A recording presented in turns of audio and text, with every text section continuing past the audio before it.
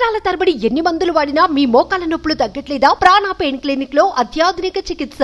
Gudlavalleru engineering college లో hidden కెమెరాలు పెట్టారనే అంశంపై రాష్ట్రంలో ప్రకంపనలు సృష్టిస్తోంది. విద్యార్థులకు రక్షణపై తల్లిదండ్రుల్లో ఆందోళన వ్యక్తమవుతుంది.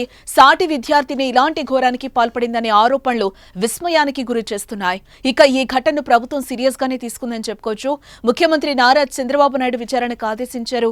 లేడీస్ హాస్టల్లో రహస్య కెమెరాలున్నాయనే విద్యార్థినుల ఆందోళనపై విచారణ జరపాలని అన్నారు. తక్షణమే జిల్లా మంత్రి కొల్లు రవీంద్రతో పాటు జిల్లా కలెక్టర్, ఎస్పీలను ఘటనా స్థలానికి వెళ్లాలని సీఎం నుంచి ఆదేశాలు జారీ అయ్యాయి. ఇటు మరోవైపు విద్యార్థుల ఆందోళన కొనసాగుతోంది. నిందితులను కఠినంగా శిక్షించాలని డిమాండ్ చేస్తున్నారు. విద్యార్థుల ఆందోళన నేపథ్యంలో భారీగా పోలీసులు మోహరించారు.